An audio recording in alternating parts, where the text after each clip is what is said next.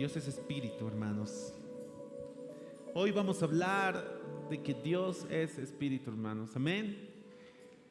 Y cuando decimos que Dios es espíritu, ¿qué estamos diciendo, hermanos? Que Dios no es material ni posee un cuerpo. Él es invisible. Él no tiene forma, hermanos. Entonces, como Él no tiene forma y no tiene un cuerpo, entonces Él no se limita. Eso quiero que entiendan, hermanos. Nosotros que tenemos cuerpo nos cansamos, no podemos estar en todos lados.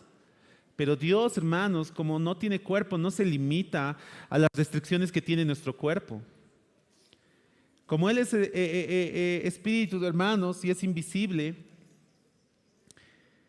entonces, hermanos, tampoco lo podemos degradar. A Dios no lo podemos degradar y ponerlo en una imagen. ¿Por qué? Porque Él no tiene forma. Hoy vamos a estudiar, hermanos, este atributo de Dios, que Dios es espíritu. A ver, todos digan espíritu, hermanos. Sin embargo, hermanos, algunos vamos a leer en la Biblia, por ejemplo, expresiones que pareciese ser que Dios tiene cuerpo.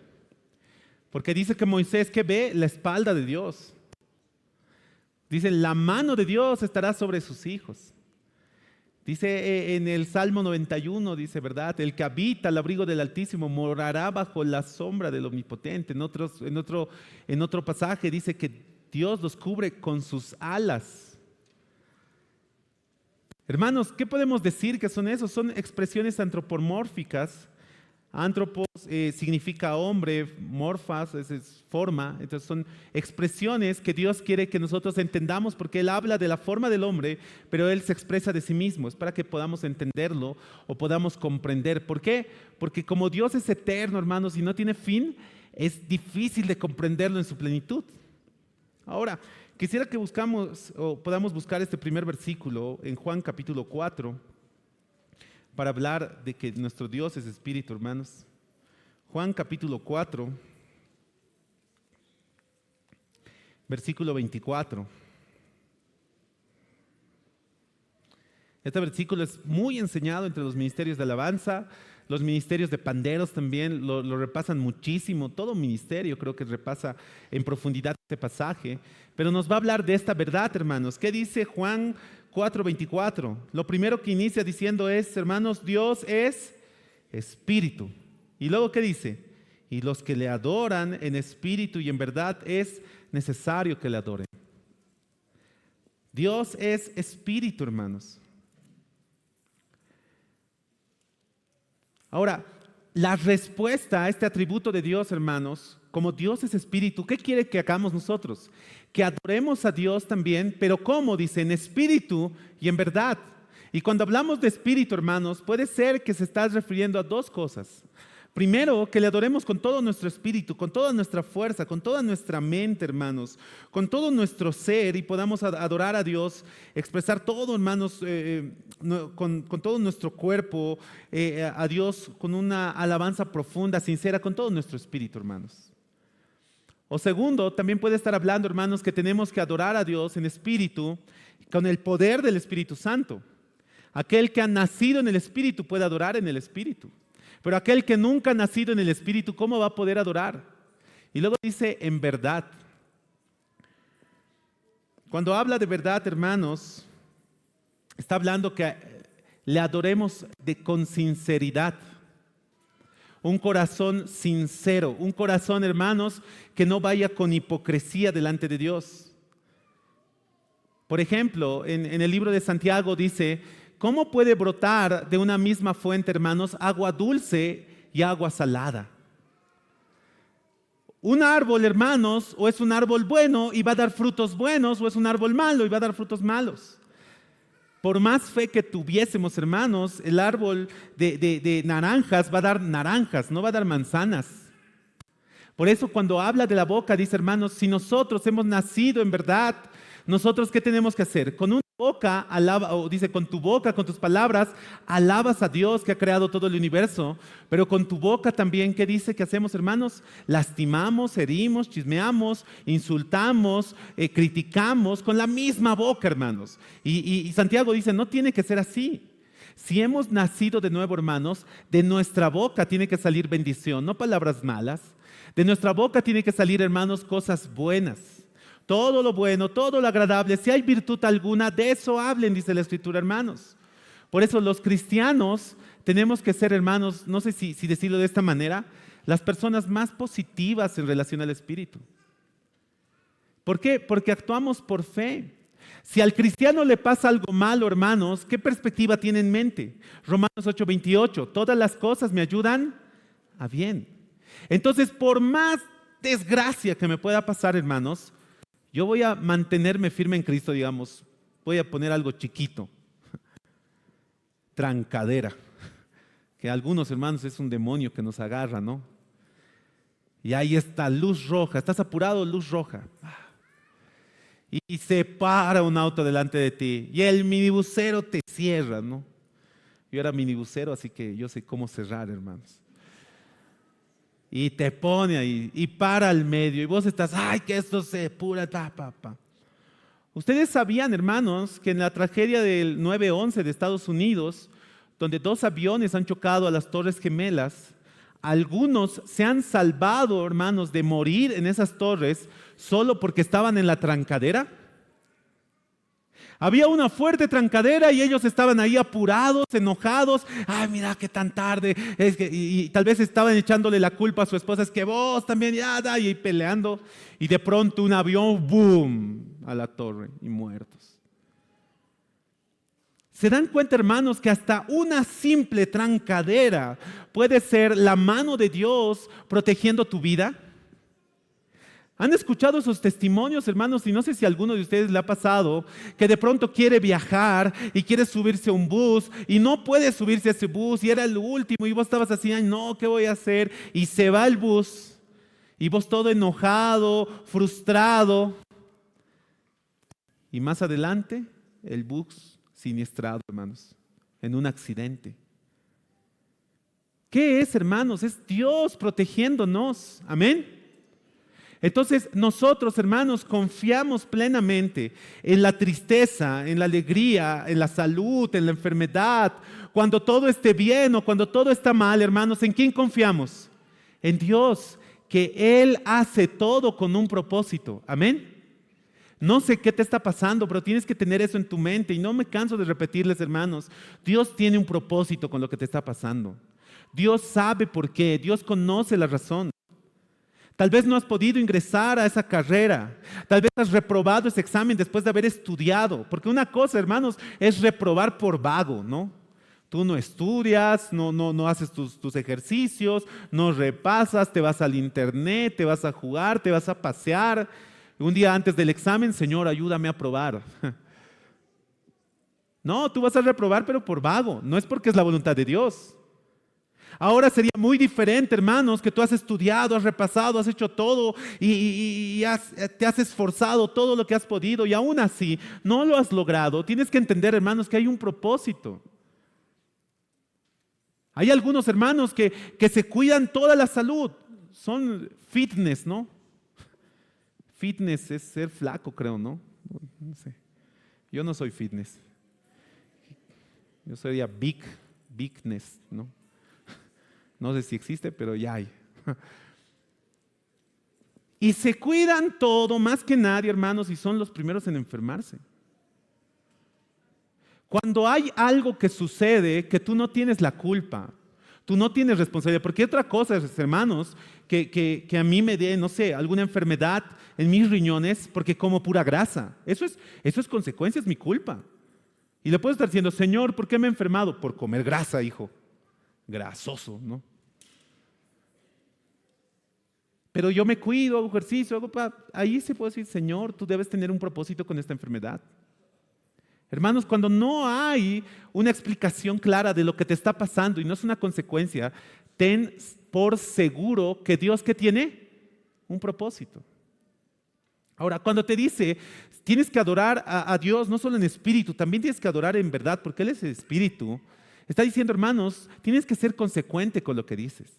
Si eres cristiano y dices que eres cristiano, y si bendices y alabas el día de hoy a Dios, Entonces mañana no puedes estar gritando al chofer que no te ha subido, no puedes estar gritando a la señora que no te ha querido vender, no puedes estar gritándole a tu vecino, a tu vecina, no puedes estar gritándole a tu esposa, mucho más, ¿verdad? Ni a tu esposo. ¿Por qué? Porque de tu boca tiene que salir solo una agua, o agua dulce o agua salada, hermanos. ¿Y el cristiano qué agua va a sacar, hermanos? Agua dulce. Pero ¿de dónde va a sacar esa fuente? Porque Cristo está dentro y dice, de ustedes brotarán ríos de agua viva, hermanos. Y de la abundancia del corazón, ¿qué dice? Va a hablar. ¿Qué va a hablar? La boca. Entonces, ¿de qué estoy lleno? ¿Qué es lo que veo todos los días? ¿Qué es lo que escucho todos los días? Si todo el día enciendo el noticiero y en el noticiero, hoy mataron a tantos, y puras cosas tristes, ¿qué va a haber en mi corazón? Puras cosas tristes, hermanos. Si lo único, y cuán importante es con quienes te juntas. Si yo solo me junto con personas que me chismean y me hablan puros chismes, ¿qué va a haber en mi corazón, hermanos? Puros chismes. Si yo me junto con personas, hermanos, que quizás todo el tiempo están hablando de Dios, todo el tiempo están hablando del Señor, están leyendo la Biblia, están escuchando alabanzas, están confiando en Dios, hermanos, y me junto con estas personas, ¿qué se va a llenar mi corazón de lo mismo? Por eso, hermanos, busquen personas que amen al Señor y caminen con ellos. Búsquenlos. Y si no hay, entonces sé tú y empieza a leer la Biblia, empieza a llenarte de Dios, escuchar más prédicas, cantar más alabanzas, llénate de Dios para que cuando tú hables con alguien, ese alguien escuche de Dios y no escuche opiniones de otros. ¿En quién vas a confiar más? ¿En lo que tú piensas, en lo que piensan los demás o en lo que piensa Dios? Hoy tienes que decidir en quién vas a confiar más. Dios es espíritu y Él espera, hermanos, que podamos adorarlo en espíritu y en verdad, con sinceridad.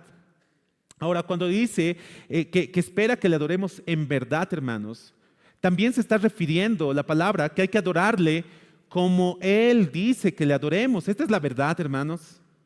Amén. ¿Cuántos creen que la Biblia es verdad? Digan amén. A ver, todos digan, la Biblia es la verdad. Y esta es la forma en que nosotros tenemos que aprender cómo adorar a Dios. Yo puedo querer adorar a Dios, hermanos. Vean cómo en la Biblia ha habido muchas personas muy sinceras que querían adorar, hermanos, pero conforme a lo que ellos piensan. Alguien va a decir, ya, yo voy a adorarle a Dios y ya sé cómo le voy a adorar. Voy a hacer una mesita de huacta y así le voy a adorar a Dios. Y puede haber, hermanos, alguien que piensa y con su corazón sincero piensa que está adorando hacia Dios. Pero Dios nos ha dado en su palabra, hermanos, cómo lo tenemos que adorar. Cómo es que tenemos que conocerlo. Cómo es que tenemos que darles adoración al Dios verdadero. Entonces, hermanos, ¿cómo es, hermanos? Dios es espíritu. Otra vez, Dios es espíritu. Una vez más, Dios es. Ya hemos hablado de cuántos atributos. Este es el quinto atributo. Hemos hablado de que Dios es omnipotente, omnipresente, omnisciente. Y la anterior semana hemos hablado que Dios es eterno. Y hoy estamos hablando de que Dios es espíritu. Ahora, como Él es espíritu, quiero que busquen Hechos capítulo 17.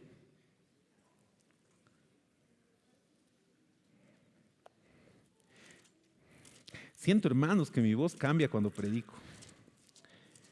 Trato de impostar. Hechos 17, 24, 25. ¿Qué dice ahí, hermanos? Hechos 17, 24, 25. Dice, el Dios que hizo el mundo y todas las cosas que en él hay, siendo Señor del cielo y de la tierra, no habita en templos hechos de manos humanas, ni es honrado por manos de hombres como si necesitase de algo, pues Él es quien da a todos vida, aliento y todas las cosas. Como Dios es espíritu, hermanos, Él no se tiene que limitar a un lugar geográfico. Y ahí está diciendo, hermanos, si Dios ha creado todo el mundo, entonces no es que va a estar en un templo de 300, 600, 800, 1000 metros. Dios no habita en templos hechos por manos de hombres. ¿Desde cuándo la iglesia tiene templos? ¿Alguien sabe, hermanos? Porque no había templos. El único templo era el de Jerusalén, el único templo y había sinagogas, había todo ello para poder aprender. Pero cuando nace la iglesia cristiana, hermanos, ¿dónde se reunía la iglesia? La iglesia se reunía en casas, en catacumbas, en cuevas. Y la iglesia estaba siendo perseguida y los perseguían los emperadores. Nerón mismo quema toda la ciudad para echar la culpa a los cristianos, para que los maten y los persigan. Hasta que llega el año 300 y aparece un emperador llamado Domiciano. No es Domiciano, ese es de Juan. Constantino. El emperador Constantino, que tenía una guerra ahí en su país, una guerra interna. Y de pronto él, para ganar la guerra, dice que un día se duerme y en su sueño aparece una cruz con una inscripción que decía: con este símbolo vencerás. Y él decía: con esto vamos a vencer. Así que a sus escudos, a todos sus armaduras les ha puesto la cruz y ganan la guerra. Desde ahí él empieza a oficializar, hermanos, muchas gracias, oficializar la religión cristiana y hace que los cristianos, hermanos, se vuelva la religión oficial de Roma.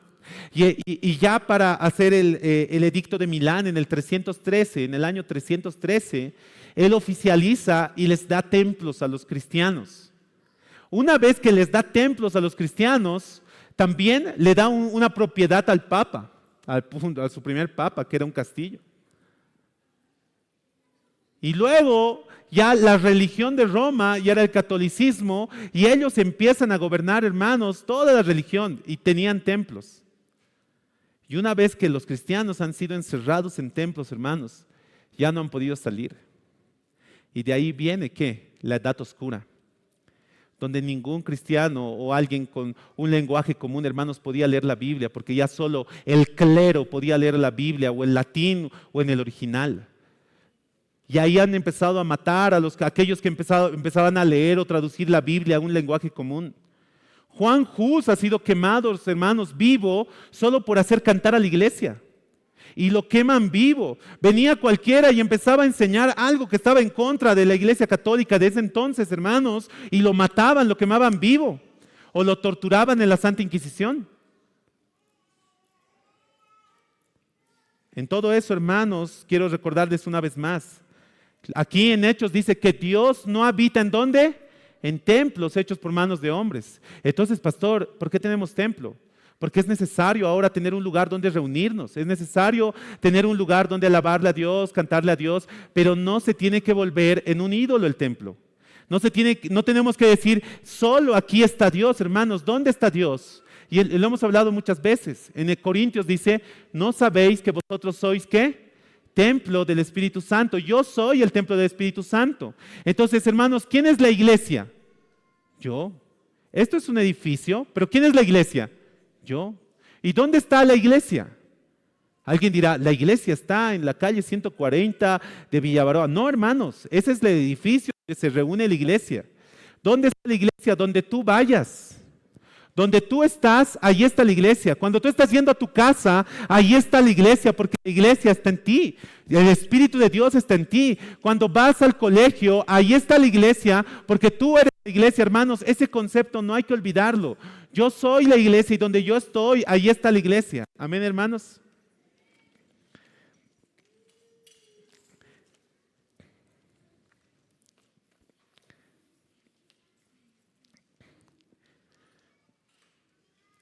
En Deuteronomio 4:11, hermanos.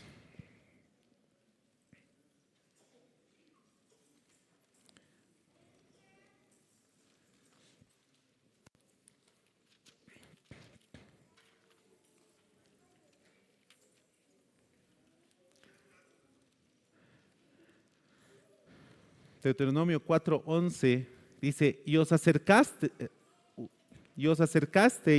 y os pusisteis al pie del monte, y el monte ardía en fuego hasta que en medio de los cielos con tinieblas, nube y oscuridad. Y habló Jehová con vosotros de en medio del fuego. Oísteis la voz de sus palabras, mas a excepción de oír la voz, ninguna figura visteis. En el versículo 15 del mismo capítulo, guardad pues, dice, mucho vuestras almas, pues ninguna figura visteis el día que Jehová habló con vosotros de en medio del fuego, para que no os corrompáis y hagáis para vosotros escultura, imagen de figura alguna, esfinge de varón o hembra, efigie.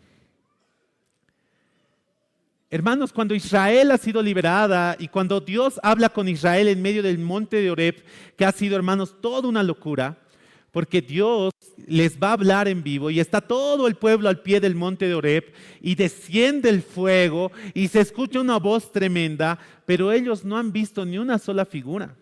¿Saben por qué, hermanos? Porque Dios sabe que el hombre, hermanos, por naturaleza es idólatra. El hombre siempre busca que adorar. Y vean, hermanos, en todas las culturas buscan que adorar. Adoran animales, adoran objetos, adoran lugares, tienen lugares de ritual. Hermanos, el hombre es idólatra por naturaleza. Y lo que vamos a ver en Éxodo capítulo 32, que es casi la misma escena anterior a todo esto, Éxodo capítulo 32. Moisés, hermanos, sube al monte para poder recibir los 10 mandamientos. En esta escena, hermanos, ya hemos visto cómo el mar se ha abierto en dos. El mar se abre en dos. El pueblo de Israel es libertado. El pueblo de Israel festeja su libertad. Y Moisés es llamado por Dios para poder recibir los mandamientos. Pero Moisés se tarda. El líder se tarda. Y deja encargo o encargado ¿a quién? Deja encargado a su hermano. Ahora vean lo que dice el versículo 1, Éxodo capítulo 32, versículo 1. Viendo el pueblo que Moisés tardaba en descender del monte, se acercaron entonces a Aarón y le dijeron: levántate, haznos dioses que vayan delante de nosotros, porque a este Moisés, el varón que nos sacó de la tierra de Egipto, no sabemos qué le haya acontecido. Entonces Aarón escucha al pueblo. Aarón escucha a lo que el pueblo estaba diciendo. Hermanos, aquí hay mucha diferencia entre Aarón y Moisés. Moisés representa a Dios ante el pueblo, pero Aarón, hermanos, representaba al pueblo delante de Dios. Gran error. Lo que Aarón hace es escuchar lo que el pueblo quiere. Lo que Moisés hacía es escuchar lo que Dios quería que el pueblo haga. Hermanos, todos nosotros nos vamos a exponer en esto. Todos ustedes o van a liderar su familia, o van a liderar un ministerio, o van a liderar una iglesia, van a liderar algo y tienen que recordar esto. Nosotros tenemos que hacer lo que Dios nos ha mandado hacer, no lo que el hombre quiere que hagamos. Nosotros tenemos que hacer lo que Dios nos dice en su palabra, no lo que la mayoría quiere que hagamos. Y eso, hermanos, es muy importante en todo sentido. Como padres, de decidir las cosas del hogar de acuerdo a lo que Dios quiere. Aarón dice que agarra al pueblo, hermanos, en el versículo 2, hacen que traigan todo el oro que tienen, de sus hijas, de sus hijos, todo. En el versículo 3 menciona cómo apartan todo eso, y el versículo 4 dice: él, Aarón, tomó de las manos de ellos, les ha dado forma con sus propias manos, y él ha hecho que un becerro de fundición. Entonces dijeron: Israel, estos son tus dioses que te sacaron de la tierra de Egipto. ¿Por qué ha hecho un becerro, hermanos, Aarón? Porque, ¿qué es lo que les ha sacado de Israel? Cuando han matado los becerritos, las ovejitas, hermanos, ellos pensaban entonces: nuestro Dios debe ser con la forma de un becerro. Nuestro Dios debe ser con la forma de una oveja. Y han hecho una forma de ovejita y han empezado a adorarle. Versículo 5, hermanos. Este es el inicio del gran poder, el inicio de toda entrada y de todo lo que vamos a ver. Vieron y viendo esto, Aarón edificó un altar delante del becerro y pregonó a Aarón y dijo: mañana será fiesta. ¿Para quién dice ahí, hermanos? Para Jehová. Pero otra vez, hermanos, Dios no tiene figuras y Él no quiere que nadie se haga figura de sí mismo. Pero ellos estaban adorando pensando que era Dios. Díganme que esto no pasa todavía en nuestro pueblo, no pasa todavía en nuestras comunidades, que hacen una entrada y tenemos, por ejemplo, ahí la entrada de Gran Poder, que tiene su virgencita, tiene su santo, muchos agarran y colocan su santito y bailan todos detrás de ellos haciendo una fiesta. Versículo 6, al día siguiente madrugaron, ofrecieron holocaustos, presentaron ofrendas de paz, y se sentó el pueblo a comer y a beber y se levantó a regocijarse. ¿Qué han hecho, hermanos? Una entrada, una fiesta. Dios le avisa a Moisés y le dice: Moisés, voy a destruir al pueblo. Mira todo lo que han hecho. Y en el versículo 18 dice, hermanos, versículo 15, y volvió Moisés y descendió del monte trayendo en su mano las 2 tablas del testimonio, las tablas escritas por ambos lados, del uno y del otro. El versículo 16 dice, cuando oyó Josué el clamor del pueblo que gritaba, le dice a Moisés, alarido de pelea hay en el campamento. Y Moisés le dice, no es voz de alaridos de fuertes, ni voz de alaridos de débiles, es voz de cantares oigo yo. ¿Qué era, hermanos? Otra vez era una entrada, hermanos. Versículo 21, hermanos, Moisés le dice a Aarón, ¿qué has hecho a este pueblo? ¿Qué has traído sobre él tan grande pecado? Y él respondió a Aarón, y Aarón le responde a Moisés, dice, no se enoje mi señor, tú conoces al pueblo que es inclinado al mal, porque me dijeron, haznos dioses que vayan delante de nosotros, porque a este Moisés, el varón que nos sacó de la tierra de Egipto, no sabemos qué le haya acontecido. Y yo respondí, y escuchen bien esto, hermanos, ¿qué es lo que dice Aarón del becerro que se ha fundido? Dice, yo respondí, ¿quién tiene oro? Apartadlo. Y me lo dieron, Moisés. Y yo agarré el oro, lo eché al fuego y ¡pum! Salió este becerro. El mal para el pueblo, hermanos, ha sido tremendo después de hacer esto. El mal para el pueblo ha sido tremendo después de hacer esto. ¿Qué es lo contrario de creer que Dios es espíritu, hermanos? Es creer que Dios tiene forma. O darle a un lugar, darle a un objeto la calidad de Dios, que es idolatría. Si Dios es celoso con algo, hermanos, es con la idolatría. Y si bien la Biblia dice que el ídolo no es nada, también menciona que cuando tú ofreces algo a un ídolo, hermanos, te corrompes y estás ofreciendo a los demonios. Hermanos, espero que aquí no haya nadie que tenga todavía su santito. Espero que no haya nadie todavía aquí, hermanos, que tenga su virgencita y que le tenga miedo de paso, ¿verdad? Porque ahí está su virgencita. No, es que si le hago algo, tal vez me pasa algo. Hermanos, no le tengan miedo al diablo. Mayor es el que está en ustedes que el que está en el mundo. Y si alguien tuviese algún objeto, hermanos, que es consecuencia de idolatría, trate de deshacerse de aquello, tire todo aquello y entienda esto, Dios no tiene forma. Y Dios, como es omnipresente, está con nosotros, hermanos, todo el tiempo. Anoche en la madrugada estábamos con nuestro hermano Eleuterio, ¿no? Estamos caminando, de madrugada estamos caminando, en medio de la oscuridad. Y ahí estaba Dios. Ahí estaba Dios. Hermanos, Dios no tiene forma y Él no quiere que le demos nuestra adoración a cualquier cosa, a cualquier objeto. Ahora, cuando hablamos de idolatría, tranquilamente hablamos de objetos. Pero hermanos, lleven un poquito más allá la idolatría. ¿Qué es idolatría? Es cualquier cosa que ponga o ocupe el lugar de Dios. Es cualquier cosa que hayas puesto encima de Dios. Entonces yo puedo ser idólatra sin una imagen, hermanos. Yo puedo ser idólatra sin una estatua de yeso, de madera o de hierro.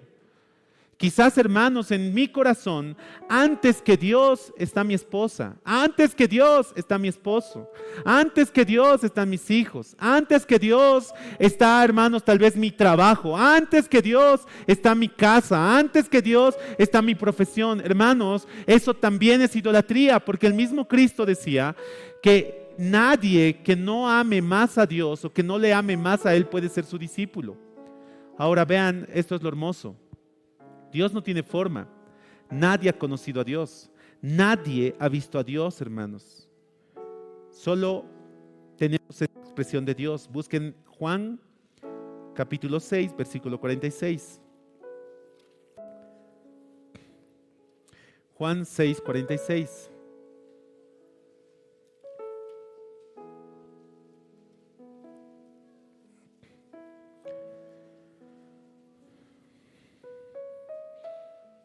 Vean lo que dice, no que alguno haya visto al Padre, sino aquel que vino de Dios, éste ha visto al Padre. Hay alguien que conoce al Padre, hermanos. Hay alguien que ha visto al Padre. Los discípulos le preguntan y le dicen a Jesús, Jesús, muéstranos al Padre. Y Jesús les dice, ¿cómo que les muestre a Dios? ¿Cómo que les muestre al Padre? Ya me habéis visto a mí. Hermanos, hay una forma de conocer a Dios. O voy a decirlo de esta manera, hay una forma de ver a Dios y la forma de ver a Dios es por medio de Jesucristo. Colosenses capítulo 1, versículo 15.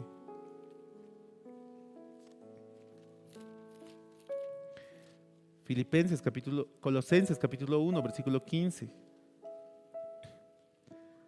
Vean, hermanos, en todo el Antiguo Testamento nadie podía ver a Dios.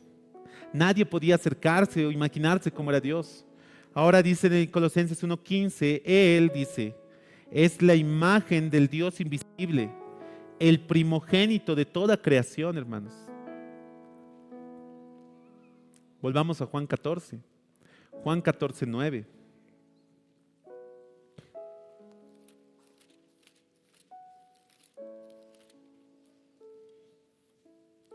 Juan 14:9 dice, Jesús le dijo, tanto tiempo estoy con vosotros y no me habéis conocido, Felipe. El que me ha visto a mí, ¿qué dice, hermanos? Ha visto al Padre. ¿Cómo pues, dices tú, muéstranos al Padre? Hermanos, este es el mensaje más hermoso que vamos a tener. Ahora podemos conocer al Padre. Ahora vean eso, hermanos. Esa deidad eterna. Ese Dios, hermanos, todopoderoso. Ese Dios, hermanos, que lo sabe todo, su omnisciencia, que está en todas partes, que es casi imposible, hermanos, es imposible poderlo conocer en plenitud. Para que nosotros lo conozcamos, ¿qué es lo que Él ha hecho? Él, hermanos, ha tomado forma de hombre, como dice en Filipenses. Y Él se ha hecho hombre para que nosotros podamos conocer a Dios. Puedes conocer a Dios por medio de Jesucristo. Puedes saber y conocer el poder de Dios por medio de Cristo. Dios se ha hecho hombre, hermanos, para conocer a Dios. Y podemos conocer a Dios. Dios es espíritu y Él quiere que todos sus hijos le adoren en espíritu y en verdad, porque ahora, hermanos, podemos nacer en espíritu por medio de Cristo. Por medio de Jesucristo, hermanos, tenemos oportunidad a nacer de nuevo. Por medio de Jesucristo, hermanos, tenemos oportunidad a tener esperanza y tener todo en Dios. Hermanos, y lo más hermoso, ahora ese espíritu vive en nosotros, ese Dios. Si quieren tener, hermanos, y creo que lo más importante en la congregación es tener una relación con Dios, conocer a Dios, saber qué es lo que Dios ama, saber qué es lo que Dios odia, saber todos los pensamientos de Dios, hermanos. Ahora ya no es difícil, ahora ya no es complicado, ahora ya no tienen que torturarse con miles de conceptos en el Antiguo Testamento. No, ahora solo tienen que conocer a Cristo. Ahora yo solamente tengo que conocerlo a Él, escucharlo a Él, y yo ya sé qué es lo que Dios quiere. Hermanos, ¿quieren saber qué es lo que Dios quiere de ustedes? Necesitan conocer a Cristo. El Dios invisible, el que no tiene forma, ha tomado forma de hombre, hermanos, para poder revelarse a nosotros. Y el día de hoy, hermanos, Él se ha presentado a cada uno de nosotros. Y lo único que tenemos que hacer ahora, hermanos, es creer que Jesús es Dios, creer que Cristo es Dios. Y hermanos, tu vida nunca más va a ser igual. ¿Por qué? Porque Él va a tomar tu vida y lo vas a empezar a conocer y vas a empezar a hacer su voluntad y vas a empezar a hacer todo lo que Él quiere que hagas. Hoy quiero que oremos, hermanos, y quiero que podamos confiar plenamente en este Dios que es Espíritu. Vemos lo que les mencionamos el día de hoy. Él es espíritu, entonces no se va a limitar a un cuerpo humano, tampoco una edificación. Él es espíritu, hermanos. Entonces Él también requiere que yo le adore en espíritu y también en verdad. Él es espíritu, hermanos, y a pesar de que no conocemos su forma y que nadie lo ha podido ver, Él ha tomado forma en Cristo Jesús, hermanos, para que nosotros podamos conocerlo y podamos ver todo de Dios. Hoy ya no es imposible conocer a Dios. Ahora sería necedad no poderlo conocer. Podemos conocer a Dios, hermanos. Y eso es lo que hoy el Señor nos dice.